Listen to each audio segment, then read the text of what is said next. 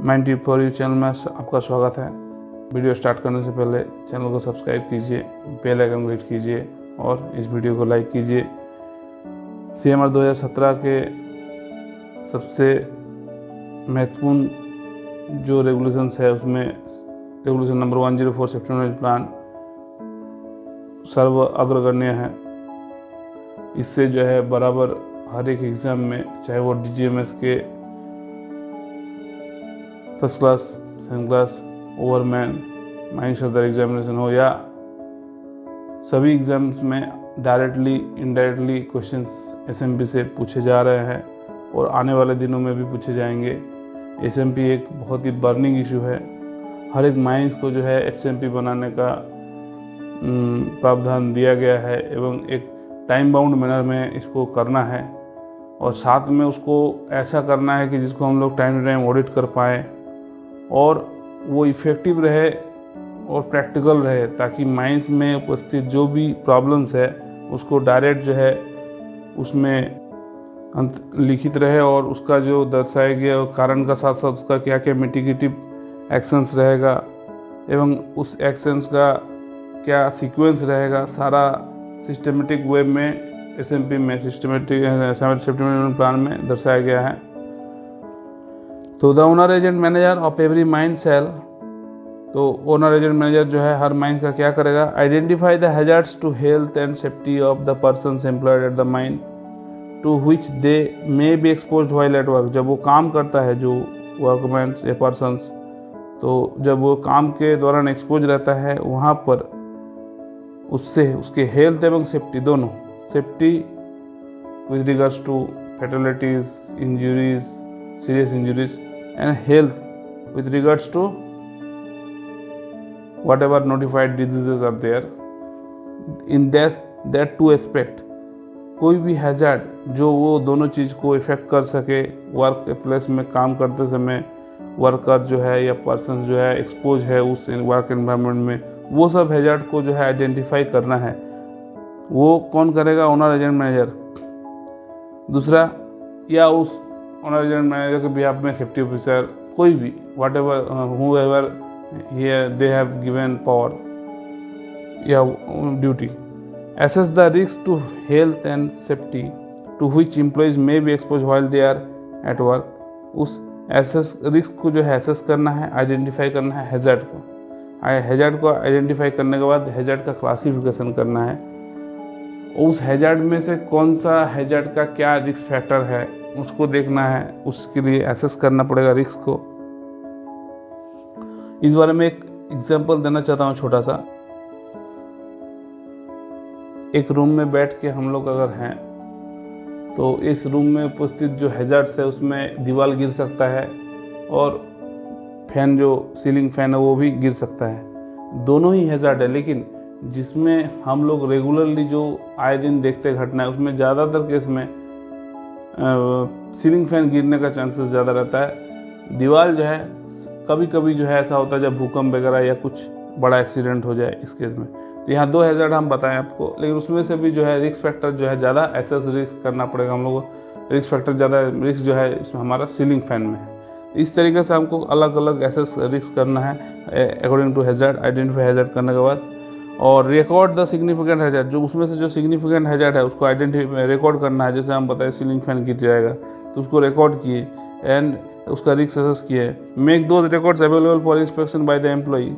जो एम्प्लॉइज़ है वो कभी भी उसको इंस्पेक्शन करे, ऐसा कंडीशन में उसको रखा जाए और अवेलेबल किया जाए। Follow an appropriate process for identification of the hazards and assess the risk, assessment of risk. अब ये एक बार करना नहीं है, कभी भी हम लोग माइंस में काम कर रहे हैं तो काम का तरीका चेंज होता है, मशीनरी इंट्रोड्यूस, नया नया मशीनरीज इंट्रोड्यूस होता है, कोई भी चेंजेस आता है या कोई एक्सीडेंट हो गया, हमारा जो एग्जिस्टिंग कंडीशंस है, एग्जिस्टिंग कंट्रोल्स है, एग्जिस्टिंग आइडेंटिफिकेशन जो हैजर्ड का किए हैं उसके अनुसार जो कंट्रोल्स दिए हैं, जो रिस्क असेसमेंट किए हैं, वो फेलियर हुआ तभी एक्सीडेंट हुआ।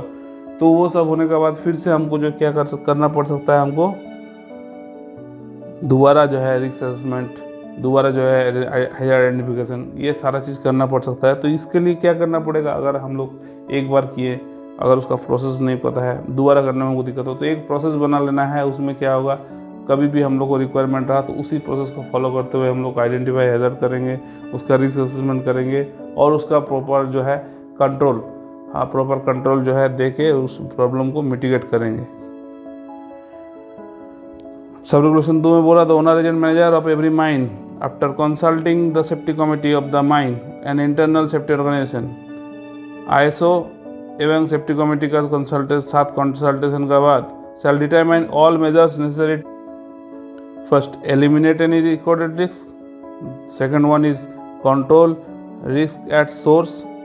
Third one is minimize the risk. And the fourth one is, so far as the risk remains, provide for PPE, personal protective equipment, and institute program to monitor the risks to which employees may be exposed. ये छोटा छोटा points है, लेकिन इसका जो है elaboration अगर करेंगे तो बहुत बेहतरीन होगा। उसको समझना है हम लोग को, ना सिर्फ काम के जगह पर, हम लोग हर जगह पर जहाँ भी जाते हैं वहाँ पर इस टेक्निक को यूज़ करने से हम लोग बहुत सारे प्रॉब्लम से छुटकारा पा सकते हैं। ये बहुत ही प्रैक्टिकल सा प्रोसेस है जो मेजर्स इसमें दर्शाया गया है। पहला है एलिमिनेट एनी रिकॉर्डेड रिस्क। तो हमारा अगर रिस्क कोई है, जैसे हम अगर 2 रास्ता है हमारा माइंस में जाने का, या कहीं भी हम जा रहे हैं रास्ते में हैं, तो अपने पास 2 रास्ते हैं। एक रास्ते में जो है कुछ लटक के हैं और दूसरा रास्ता में थोड़ा गड़बड़ है, पैर में हो सकता है, चलते समय हो सकता है थोड़ा दिक्कत हो, लेकिन उसमें ऐसा कुछ लटका हुआ नहीं है जो मेरा ऊपर गिरने से हमारा जो है फैटल एक्सीडेंट हो सकता है। इसमें हो सकता है हम ज़्यादा से ज़्यादा पिछले या थोड़ा स्लिप होने का चांसेस है। तो I will rather try to go in the second road because पहला रोड में जान का खतरा है, दूसरा रोड में इंजरी का खतरा है। तो पहला हम रोड को पूरा छोड़ ही दें, एलिमिनेट ही कर दे, तो वो प्रॉब्लम तो ऐसे ही मेरे हाथ से हट गया, हमारा जो रास्ते से जो है हट गया। तो एलिमिनेशन जो है बहुत ही अच्छा तरकीब है, लेकिन हम लोग हर जगह ये एलिमिनेशन टेक्निक को यूज़ नहीं कर सकते हैं। तो उस केस में हम लोग को क्या करना पड़ेगा, और बहुत सारे जो है टेक्निक यूज़ करना पड़ेगा। क्योंकि अगर हम खदान का बात करें तो अपने पास एक रहता है हॉलेज रोड, दूसरा रहता है या बेल्ट कन्वेयर रोड, एंड दूसरा रहता है आपका ट्रैवलिंग रोड। तो अगर अपना ट्रैवलिंग रोड ख़राब है तो हम थोड़ी ना हॉलेज रोड से जा सकते हैं। This does not comply the CMR regulations. So उस केस में हम लोग क्या करेंगे, अगर हमारा रूप ख़राब है तो उसमें क्या करेंगे, कंट्रोल डालेंगे। क्या कंट्रोल डाल सकते हैं हम लोग? फर्स्ट ऑफ ऑल, पहले तो ख़राब है तो हम लोग बैरिकेडिंग कर दिया ताकि कोई अनजाने से जा ना पाए, हम लोग रोक दिया आदमी का जाना आना, और साथ ही उसका काम चालू कर दिया ताकि उसमें वो प्रॉब्लम को सॉर्ट आउट कर सके।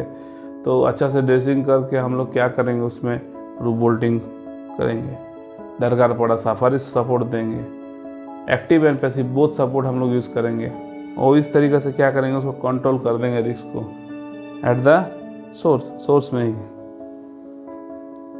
ये अपना control the risk at source. Next one is minimize the risk. अच्छा, कंट्रोल का और एक तरीका है, अगर मान लीजिए बारिश हो रहा, हम लोगों को चाहे कहीं जाना है तो हम लोग क्या यूज़ कर सकते हैं, कार यूज़ कर सकते हैं। ये एक इंजीनियरिंग कंट्रोल बोल सकते हैं। बारिश तो हो रहा है लेकिन हम कार से आराम से जा सकते हैं। अब आंधी तूफान वाला बारिश का बात नहीं है, नॉर्मल बारिश का हम यहाँ बात कर रहे हैं। Minimize the risk. अब रिस्क अगर है और उसका कंट्रोल भी दिए और उससे भी काम नहीं हो रहा, तो उस रिस्क को मिनिमाइज करने का कोई तरीका देखना होगा ताकि हमको लॉस जो है कम से कम हो।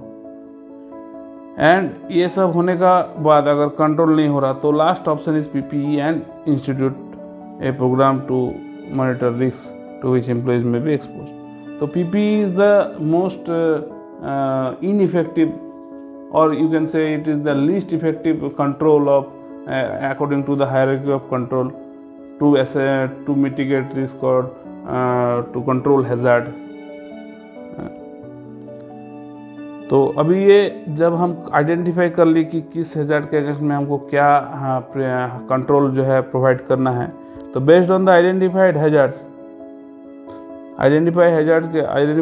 के बेसिस में and risk the owner and manager of every mine shall prepare a auditable document called safety management plan. ये एक ऑडिटेबल डॉक्यूमेंट है, ये कभी भी आके ISO safety committee DGMS tripartite safety committee, bipartite safety committee, कोई भी मेंबर आके या कोई एम्प्लॉय आके आपसे मांग सकता है, पूछ सकता है, देखने का इच्छा प्रकाश कर सकता है, उसको जो है हम लोग को दिखाना पड़ सकता है। और ये ऑडिटेबल है, that forms part of the overall management and includes organizational structure कैसा है, प्लानिंग क्या है, एक्टिविटीज़ क्या है, रिस्पॉन्सिबिलिटीज़ किसका कैसा क्या है, प्रैक्टिसेस क्या रहते हैं हम लोग, प्रोसीड्यूर्स क्या है, प्रोसेसेस क्या है, resources for developing, implementing, achieving, reviewing and maintaining A safety and health policy of the company. जो अपना सेफ्टी एंड हेल्थ पॉलिसी है कंपनी का, उसको हम लोग कैसे जो है डेवलप करते हैं, इम्प्लीमेंट करते हैं, अचीव करते हैं, और उसको साथ साथ ये सब करने के बाद, हम बना लेने के बाद उसका रिव्यू भी कैसे करते हैं, और साथ में वो रिव्यू का प्रोसेस क्या है। ये रिव्यू बहुत इंपॉर्टेंट पार्ट है सेफ्टी मैनेजमेंट प्लान का, जिसमें हम लोग हर 3 महीने में जो है माइंड लेवल पे उसको जो है रिव्यू करते हैं, कोई एग्जिस्टिंग कंट्रोल में कुछ चेंजेस करना है या नहीं, इस बारे में। नेक्स्ट वन, सब रेगुलेशन 4 में बोल रहा है, it should be the duty of the owner and manager to implement the measures determined necessary and contained in the safety management plan. तो जो मेजर्स आप सेफ्टी मैनेजमेंट प्लान में बना दिए, लिख दिए, अब उसको सिर्फ लिखने से नहीं होगा, उसका जो है इम्प्लीमेंटेशन भी सही हो, for achieving the objective set out in the sub regulation 2 in order in which measures are listed in the said sub regulation. उसका जो है इम्प्लीमेंटेशन सही हो और वो काम में आए, इसका भी इंश्योर जो है मैनेजर को करना पड़ेगा और नेसेसरी स्टेप्स लेना पड़ेगा इस बारे में। अब सेफ्टी मैनेजमेंट प्लान में क्या क्या रहेगा, व्हाट इट कंटेन्स। तो defined mine safety and health policy of the company, जैसे कोल इंडिया का अगर सेफ्टी एंड हेल्थ पॉलिसी क्या है, 0 एक्सीडेंट पोटेंशियल है, हेल्थ का जो है पूरा ध्यान रखना है, ये सारा जो अपना सेफ्टी एंड हेल्थ पॉलिसी है उसको डिफाइन करना है, उसमें उस प्लान में रहेगा वो। A plan to implement the policy, अब वो पॉलिसी जो है उसको इम्प्लीमेंट कैसे करेंगे, उसका planning. Next one is how the mine और mines intend to develop capabilities to achieve the policy, कैसे उसको जो है कैपेबिलिटी डेवलप कैसे करेंगे ताकि उसको अचीव करे उस पॉलिसी को। प्रिंसिपल हैजर्ड मैनेजमेंट प्लान जो है क्या है अपना प्रिंसिपल हैजर्ड मैनेजमेंट जो है उसका, प्रिंसिपल हैजर्ड मैनेजमेंट प्लान का वो भी उसमें सेफ्टी मैनेजमेंट प्लान का अंदर में है। Standard operating procedures, different types of जो ऑपरेशंस है उसका स्टैंडर्ड ऑपरेटिंग प्रोसीड्यूर्स क्या है। Way to measure, monitor, evaluate performance of the safety management plan, safety management plan कैसे काम कर रहा है उसको मेजर कैसे करना है, मॉनिटर कैसे करना है, इवेलुएट करना है, कैसे करना है, परफॉर्मेंस SMP का परफॉर्मेंस को हम लोग जो है मेजर, मॉनिटर एंड इवेलुएट करना है। And to correct matters that do not conform with the safety management plan, जो मैटर्स उसका साथ कन्फर्म नहीं हो रहा तो उसको हम लोग कैसे करेक्ट करेंगे। And a plan to regularly review and continuously improve the safety management plan, उसको जो है एक प्लान बनाना है, कंटिन्यूअली उसको रिव्यू करना और उसको इम्प्रूव करने का प्लान बनाना है। A plan to review the safety management plan if significant change होकर, जैसे कि मैं बताया शुरू में कि अगर मान लीजिए नया मशीन इंट्रोड्यूस हो रहा है या आप में नया वर्क मेथड यूज़ हो रहा है, तो वो उस पुराने जो सेफ्टी मैनेजमेंट प्लान जिसमें दर्शाए गए हैजार्ड्स है उसमें कुछ चेंजेस आ सकता है, उसका रिस्क असेसमेंट आ सकता है चेंजेस, उसका रिस्क स्कोर चेंज हो सकता है। ये सारा चीज़ को फिर हम लोग को रिव्यू करना पड़ेगा और फिर से उसको जो है अकॉर्डिंग टू द प्रोसेस उसको हमको बनाना पड़ेगा। Detail of involvement of mine workers in its development and application. Mine workers का इन्वॉल्वमेंट कैसा है डेवलपमेंट एंड एप्लीकेशन में, इसका भी डिटेल्स उसमें रहेगा। The owner and manager of every mine shall periodically review the hazard identified, risks assessed and determine whether further elimination, control and minimization of the risks is possible, और कोई further उसमें elimination, control या minimisation संभव है या नहीं। And consult with the safety committee on review, safety committee के साथ रिव्यू करना है। And the owner agent manager of every mine shall submit a copy of the SMP to the regional inspector who may at any time by an order writing require such modification in the plan as he may specify therein. And owner agent manager of every mine shall be responsible for effective implementation of the safety management plan. ये बहुत ही important part है अभी mine operation का safety management plan, तो इसको हम लोग को अच्छा से नॉलेज रखना है। ये हम लोग का practical as well as in theoretical as well as in exam, हर जगह ये इम्पोर्टेंट बर्निंग टॉपिक है। Thank you. नेक्स्ट वीडियो में SMP safety and health management system के बारे में और हम लोग जानकारी देंगे, जो आपको और अच्छा नॉलेज इस बारे में गेन करने में सहायता करेगा।